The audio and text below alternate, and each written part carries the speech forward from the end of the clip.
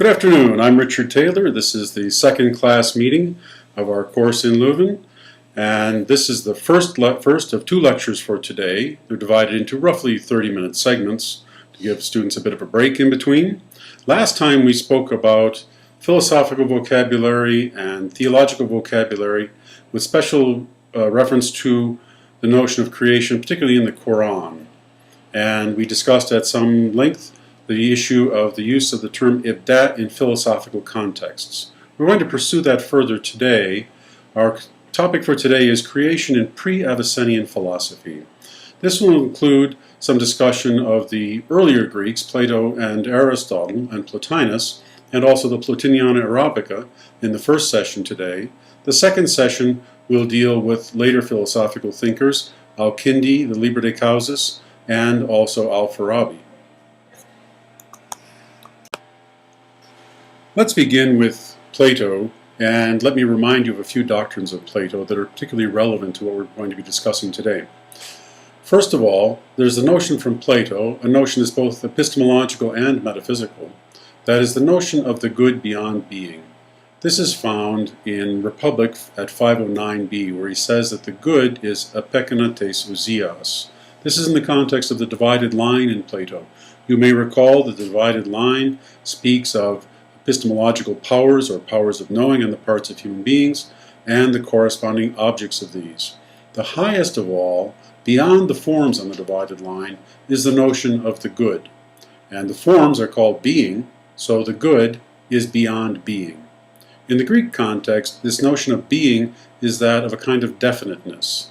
That notion reaches back to Parmenides, but Plato develops it considerably and names the forms as being, the good as beyond being, and things of the physical world are items of becoming for Plato. Also for Plato, the soul is the human being. That seems to be commonly the position of Plato throughout most of his works, although he tries out various versions of theories at different times. This includes the notion, particularly in the Meno and the Phaedo, that the soul recollects the intelligibles or the forms or the Platonic ideas from a previous existence in the presence of them. Intellectuality or having knowledge consists then in a kind of recollection, at least according to these two dialogues, the Meno and the Phaedo. Another work that I want to mention by Plato that's particularly relevant to what we're doing is his dialogue called the Parmenides. You may recall, those of you who have read the Parmenides, you may recall that it's divided into two major sections. The first section concerns a critique of the theory of forms. That is, Plato is critiquing himself on the theory of forms, and often, if you look carefully at this, he's critiquing simple-minded form theory, and doing it for himself to develop a more sophisticated theory of forms. The second section of the Parmenides has to do with notions of unity, and it's a rather difficult account. It's not clear exactly what he's doing. It seems to be a kind of dialectical exercise involving predication and unity, but for Neoplatonic thinkers later, it was read as a theology of unity, proving the existence of an ultimate one beyond being. Let me add one more thing with regard to Plato as well, since our topic is creation. Creation in Plato is found in the Timaeus. But one curious thing about this account in the Timaeus that we need to keep in mind is that the Timaeus presumed three principles in the doctrine of creation or the origination of reality. Those three principles were the demiurge, which, as you can see on the slide, I have misspelled, the demiurge, the forms or ideas to which the demiurge looks, and space, into which things are created. Let's consider just a few teachings from Aristotle now, and these are going to be particularly relevant to what we're doing in this course. First of all, it's in his Physics that Aristotle proves the existence of an unmoved mover at the outside sphere of the universe, moving all things. So that's a matter of physics, the proof of a single unmoved mover beyond all. That unmoved mover is purely intellectual, but also portrayed as a plurality of unmoved movers in his metaphysics. These in themselves are intellectual, that is, they are both intelligible, objects of intellectual understanding, and also themselves intelligent, or knowing, in act. In the Metaphysics, Book 12, beginning at Metaphysics 12:7, Aristotle provides an account of the existence of this set of deities that are either 47 or 54, he says. These are the final causes of all motion, and these are all called gods. I should mention, however, that for Aristotle in his own works, there isn't a thorough account of a single first cause or god. That was left to the tradition to complete. The works we're going to be looking at, the Plotiniana Arabica and the Liber de Causas, do in fact just that. They complete that notion with an account of a single first cause. That notion that I mentioned just a moment ago then, that these unmoved movers are intelligible and intelligent, is something that Aristotle discusses in Book 7 of his Metaphysics, for those who are interested in pursuing that. Since I spoke of soul in reference to Plato, let me mention here also that for Aristotle, soul is the form of the body. In Book 2 of his De Anima, Aristotle says that the soul is the first actuality of a naturally organized body. So in that sense, in a very real sense, the human soul for Aristotle in some fashion seems to be enmeshed in the body. However, the intellectuality of the human soul for Aristotle is shown in his theory of epistemology and the ontological structure of universals, because to know somehow involves a certain immateriality. This will be relevant to some of our later discussions. In spite of so much talk of Aristotle in the history of philosophy, however, we should be aware that after Aristotle, it was Plato who carried the day in the Greek philosophical tradition for the most part. Aristotle was important and assumed an even greater importance in the Arabic and Latin traditions in the Middle Ages. The next figure from the Greek tradition that I want to talk about here, just a little bit anyway, is the philosopher Plotinus, the founder of the Neoplatonic tradition. He was born in 205, died in 270. He was a cultural Greek, born in Egypt, educated in Alexandria, and he journeyed to Rome, where he did most of his philosophical teaching and all of his writing. For Plotinus, and information on Plotinus' teaching and importance, I refer you to the article by Lloyd Gerson in the Stanford Encyclopedia, which is available online, and in particular the section on the three fundamental principles in Plotinus' metaphysics. Those three principles are the one, intellect, and soul. And in that account, in his account, Plotinus talks about the one and how the one emanates or pours forth intellect as the first thing that comes forth, and then intellect, out of intellect comes soul, the life principle of all things. And soul then also is the principle that is over nature. Human beings and the human soul, they are part of the soul writ large. So the soul, which is life principle for all things, human soul is part of that. And given that human beings are on the edge between the physical and the non-physical, human beings also are involved in intellect, since we have intellectual knowledge. So human soul as intellectual also partakes of or reaches up into the level of intellect. Our concern here is with the influence of the Arabic version of this teaching by Plotinus. The Plotiniana Arabica consists of selections from Plotinus, Enneads 4 through 6, with interpretive additions. Those parts of it that are extant today consist of the Theology of Aristotle, which has the largest selection of materials, the Pseudo-Farabian Letter on Divine Knowledge, the second largest, and the Sayings of the Greek Sage, which consists of scattered quotations in various Arabic sources. And I call your attention on the slide to two very valuable sources, again in the Stanford Encyclopedia of Philosophy, Christina Doncona's piece on Greek sources in Arabic, and also Peter Adamson's piece on the Theology of Aristotle. We begin then with the Theology of Aristotle. This, and also most of the Plotiniana Arabica, appear to have been translated or rendered. The translation is not a precise translation, often a paraphrase with significant additions to it, as we shall see. At any rate, the author seems to, of what we have as the Plotiniana Arabica, seems to have been Abdul-Masih ibn Na'ima al-Himsi. Abdul-Masih means servant of the Savior. Hence, he was a Christian translator. He's the likely translator and also initial transformer of this work in the early 9th century. One should keep in mind, by the way, that for Abdul-Masih ibn Na'ima, this is not just a matter of translation of materials and passing it on or being paid to do translations.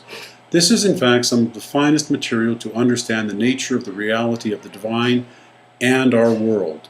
This is the greatest of science and philosophy available in his day. If it requires some modest revisions from what the Greek philosophers say, particularly relating to plurality of deities, Abdul-Masih ibn Na'ima and other editors will revise accordingly quite often, although sometimes the original Greek comes through very clearly. Al-Kindi is the editor and compiler of the largest section of the work that we have from the Plotiniana Arabica, namely the Theology of Aristotle. He did this for the son of the Caliph al-Mutasim, the successor of al-Ma'mun. Al-Ma'mun was the instigator of the pro-Mutazilite inquisition called al-Mihna, which I believe I may have mentioned in the previous class. And the father of Ma'mun was the famous Caliph Harun al-Rashid, mentioned in the 1001 Nights literature. I also remind you then this notion of the Mihna or Inquisition involved Mutazilite rationalism and religious literalism. So again, I remind you the time of the appearance of this material and also the time of Al-Kindi editing this material was a time of considerable conflict and an attempt by the Caliph the Caliph and his successors to impose upon the theologians a rationalist notion common to the Mutazilites. Of Aristotle. The opening lines are, quote, "The first chapter of the book of Aristotle the philosopher, called in Greek Theologia, being the discourse on divine sovereignty." That's very important. The interpretation of Porphyry of Tyre, translated into Arabic by Abdul-Masih ibn Na'ima of Emesa, and corrected for Ahmad ibn al-Mutasim Billah by Abu Yaqub Yusuf ibn Ishaq al-Kindi. Close quote. Porphyry, some of you may recall, Porphyry is the editor of the Enneads of Plotinus. So mention of Porphyry here somehow brings us into connection with the original version of the Enneads. And as I said earlier, Abdul-Masih ibn Na'ima is the Syrian Christian translator. Why is this work called the Theology of Aristotle? Well, for further discussion of this in great detail, I refer you to the book of Peter Adamson on the Theology of Aristotle. But for now, let me just make a couple of remarks relating to Aristotle. First of all, for Aristotle, metaphysics is the study of being as being, or as the phrase goes among philosophers, being qua being. So everything that is an object of study of metaphysics. And in the study of metaphysics, the highest of objects will be the divine. For Aristotle himself, the divine meant something that was eternal and unchanging, constantly present to reality and the universe. For Aristotle, then, his philosophical thinking, the gods at the highest level, are the concern of theology. And so metaphysics studies both being qua being, that is, all existing things, and in that context it also studies theology, or the highest and first principles of all things, the gods. In Plotinus we have a different kind of approach. In Plotinus there was a concern about unity. We might call it then a kind of henology, because at the first is the absolute one, and from the first emanates intellect and being and the rest of all reality. That first, under this henology then, concerns the one as the good and its emanation of all reality.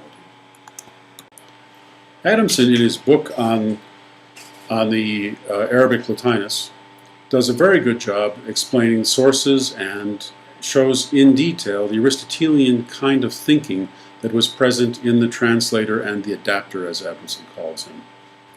There may, however, be another source involved in some of this material, a theological source. And here I refer to Pseudo-Dionysius or Pseudo-Denis, or for the Eastern Orthodox Church, Saint Denis, a figure from the late 5th to early 6th century.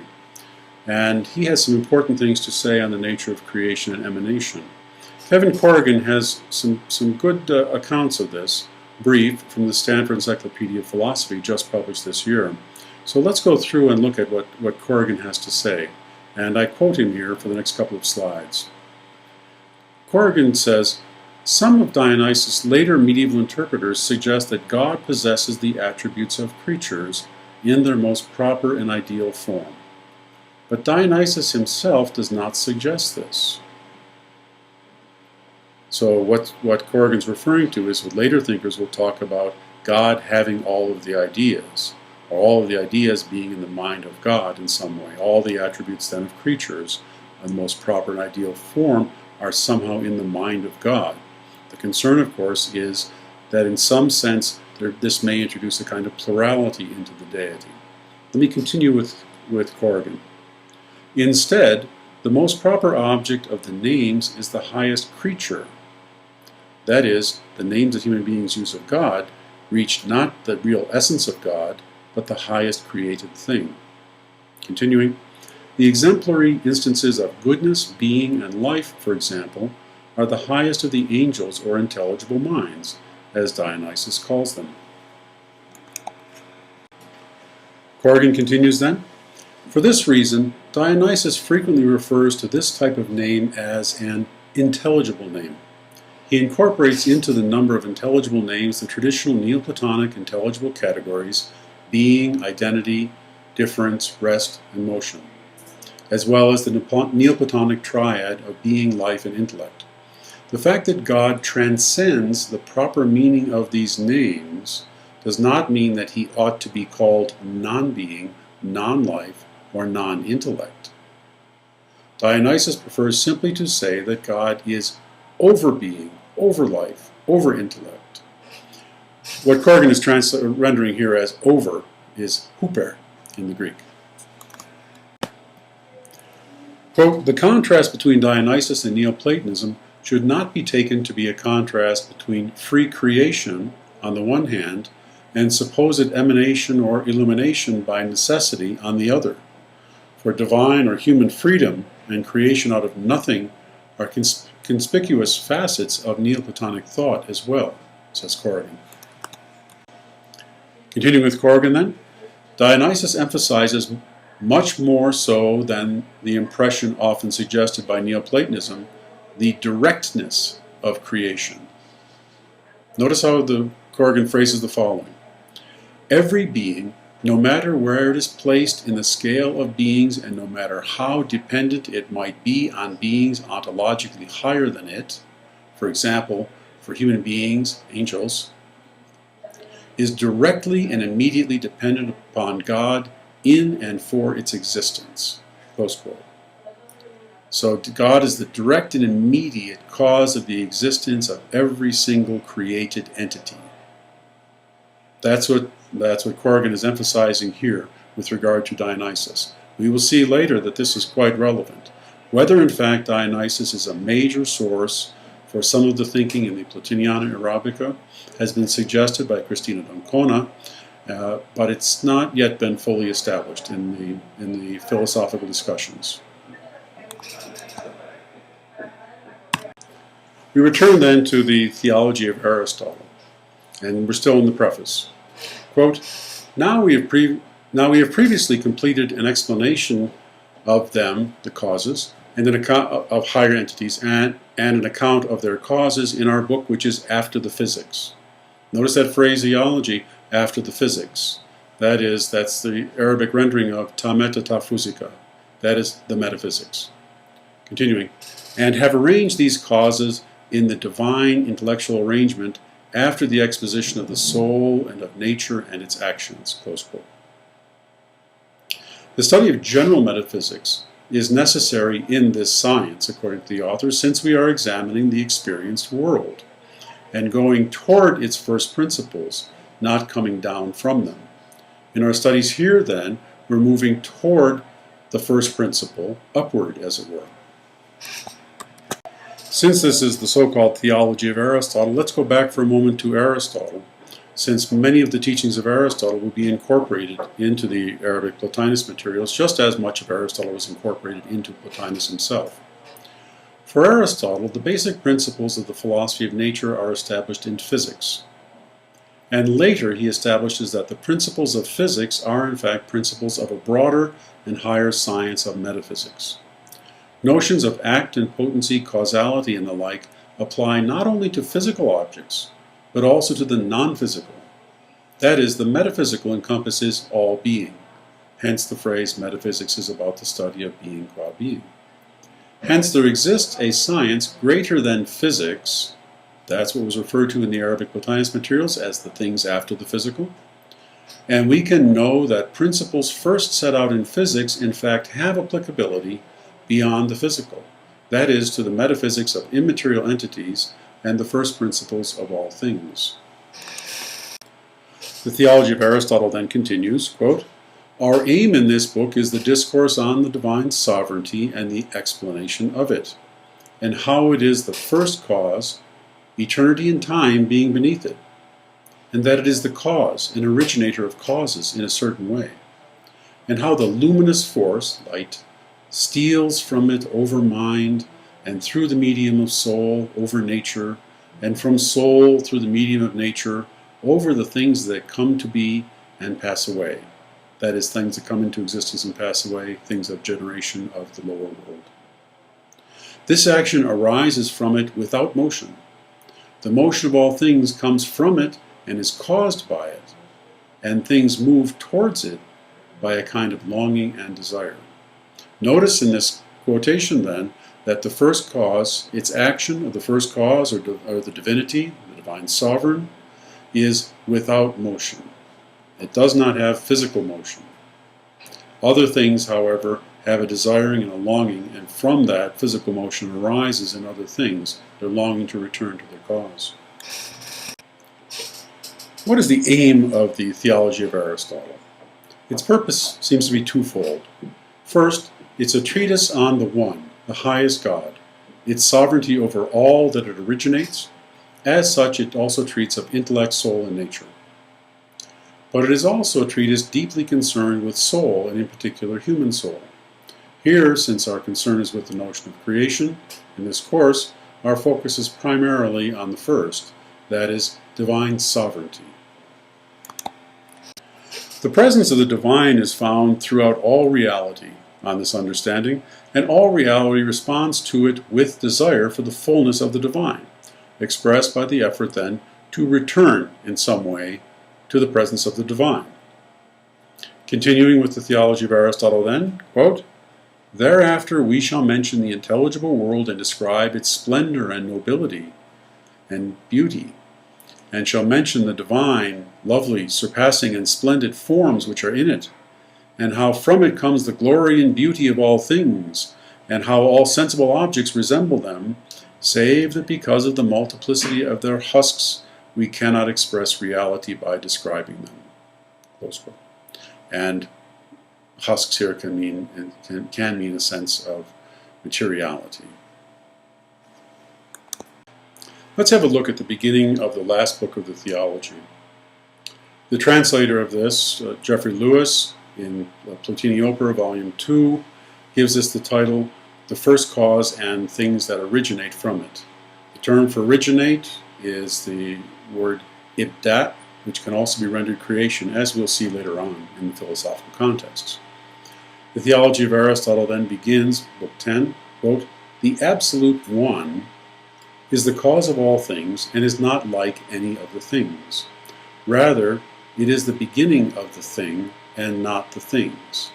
This reference to the thing we find in this translation is a reference to intellect. Just as for Plotinus, from the One immediately proceeds nous or intellect, so too for this author the first thing that proceeds from the One, that is the beginning of the activity and action and causality of the One, is the thing, here referring to the intellect.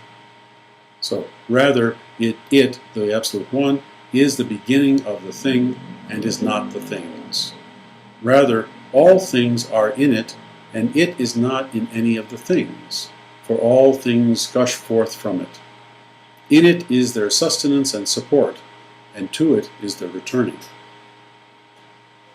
If anyone says, how is it possible for the things to be from the simple one, in which there is not duality or plurality in any respect?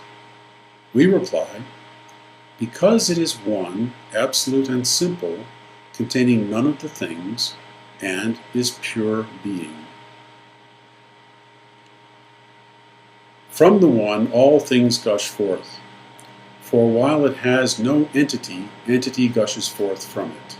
The term entity here in the Arabic is huwiya, and it can also mean being.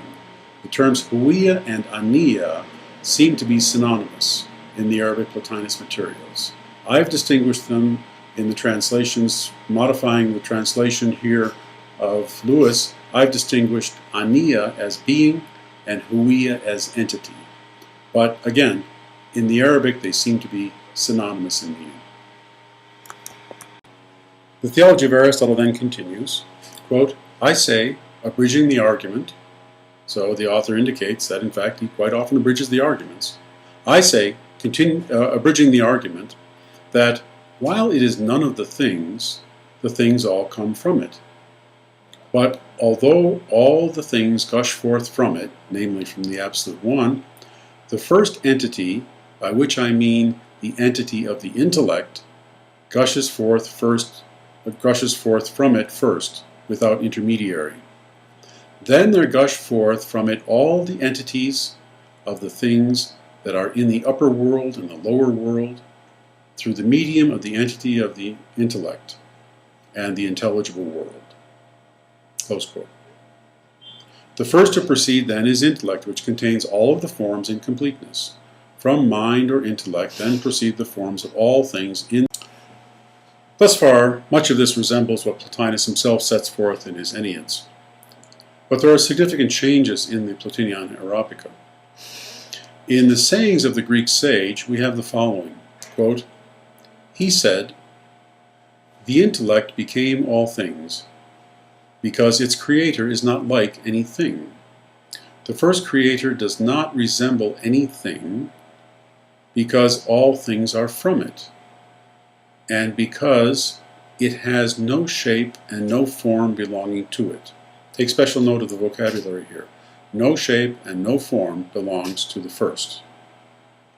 And here, called the creator. Mubdi is the Arabic for creator. I continue, for the creator is one alone, that is, it is only being, without any attribute attached to it, because all attributes are unfolded from it. In this way all things came to be in it, but it is not in anything except in the mode of cause. The term for only being here is ania faqat, a term that also appears, we'll see, in the Liber de Causas, and is rendered there from Arabic into Latin as esse tantum. That notion becomes extraordinarily important in the thought of Aquinas, who says that God alone is esse tantum. All of the things are composites of form and being. We'll see more about that later on. The sayings of the Greek sage continue then, quote, however, although the intellect is a cause of things below it, it is not a complete cause of the thing, because it is only the cause of the thing's form, not the cause of being. Vocabulary here is very important to notice, so that the intellect is not the cause of being, but rather the intellect is the cause of form, because the intellect itself is full of the forms. The author continues, quote, the first agent is a complete cause, for it is the cause of the being and the form of the thing, namely intellect, without intermediary, and the cause of the being of soul and the forms of things through the mediation of intellect. Soul and all things are formed in intellect without having been formed in the first cause. Rather, they only emanate from it. Now, in the discussion, in the vocabulary here, take special note of the term first agent as a description of the first cause. We'll see the importance of that shortly. Also, take note that these forms of things are not formed in the first cause, but rather are formed in intellect. This way the first cause remains absolutely one, absolutely simple. The plurality that arises in the universe begins with intellect, not the first cause. The author continues, all intelligible things are defined, and the definition of a thing is its shape and its form. For when the first cause created the being or entity, huia, of the things, it did not bring them about as a substrate without definition, but rather it defines them and contains them, and it defines them through their forms. The sense of this is, then, that the first cause creates things and gives it both being and also delimitation or definition by way of seeing that it gets form, either directly from the first cause, in the case of intellect, or through the mediation of the intellect for things below the intellect. The author then continues, quote, so the definition of the thing produced is its form and its fixity. And fixity, or stability, is shape and definition for intelligence. And the subsistence and persistence of the intelligence and all other intelligible things is through shape and fixity. Close quote. That is, it exists through its own form, its absolute and stable form and reality, its definition then. He then later writes, quote, it is the true first essence, al-aniya, al-ula, al-haq, the first true being, another way to render it, that pours forth life upon intellect, and then upon soul, and then upon the natural things, this being the Creator, who is absolute good, khairun mahdun, pure good. Take special note of the vocabulary here, there's been a change. That is, here, the first reality, the highest of all realities, the Creator, is denominated as being, al-aniya, that is, the first true being. That vocabulary is usually used for the intellect, as the first being having form and delimitation. We'll see that in this sense the first cause is above form and above delimitation, and as such will be then, as we've already seen, pure being, or being alone. He continues, quote, the first is the first being and the Creator, the cause of all beings, the cause of causes, the originator who is the pure good, close quote. Take special note of the difference between this and what we find in Plotinus. Plotinus does not call the first cause being. To call the first cause being in the context of Plotinus is to say that it has delimited form. The level of being for Plotinus is the level of forms that begins at the level of intellect and below for all reality. So the vocabulary has changed. In this case, the first being, as absolute being without delimitation of form, is called the Creator.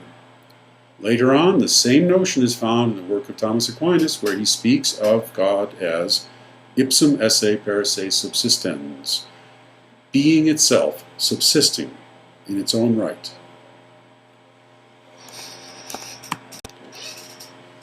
The other section of materials from the Plotiniana Arabica that I haven't discussed so far is the Treatise on Divine Knowledge. There, the first cause is called only being, huia faqat, again in what in Latin would be rendered as esse tantum. The intellect which it originates there is called true being. You can see there's a possibility for some confusion in the vocabulary here, since true being in another part of the Plotiniana Arabica was said of the first cause. But I think in the context the readers understand that true being, when predicated of intellect, is predicated of something that is eternal and unchanging and full of a plurality of forms, but true being as absolute being without form, then predicated of the first cause, is predicating being itself. The first is also said to be, quote, the beginning of being and higher and nobler than substance, because he is the originator of substance. Notice the phraseology here, higher and nobler than substance. The same phraseology is found even back in the Republic of Plato, apekana te sousias, above ousia. And the first is only good, the first good, the simple, which provides all things with good. Continuing then, what is more, the first is not just only being and the first true being, but even pure actuality, the source of all actuality. So in the Treatise on Divine Knowledge, we have the following, quote, "It is God who originates the beings and forms of things, but he originates some of the forms directly and some of them indirectly." The term for originate here relates to the same root as ibda for creation or origination. I continue, "The reason why he originates the beings aniyat and forms of things is that he is the thing truly existing in actuality. Indeed, he is the pure actuality.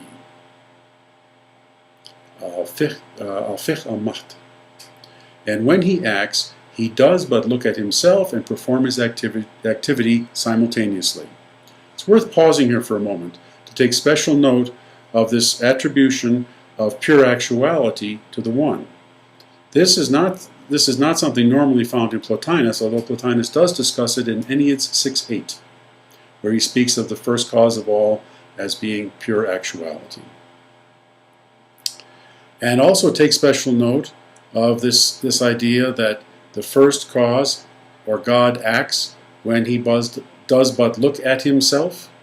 This is the Aristotelian notion that the divine is self-thinking thought and is not concerned with things outside of itself. That's from Metaphysics, Book 12 of Aristotle. So we see in this passage, we see a bit of a combination of Aristotelian thinking with the thought of Plotinus. I continue then.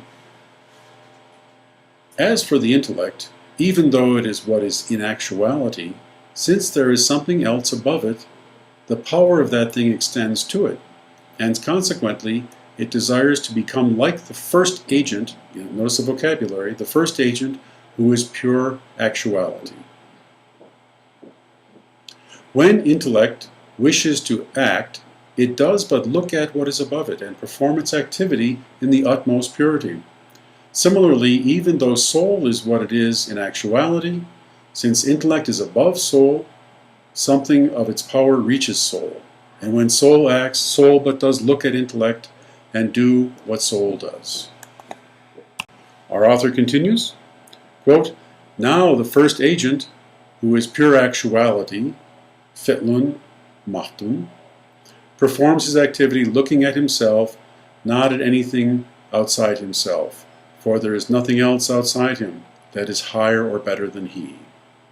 And the reference here is to Theology of Aristotle 3, lines 47 to 49. Notice the Aristotelian flavor of this self-knowledge.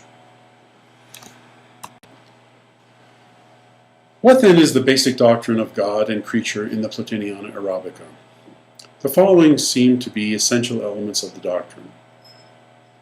The first is above created being and distinguished by its purity, its lack of finitude, that is, its lack of definition, its lack of form.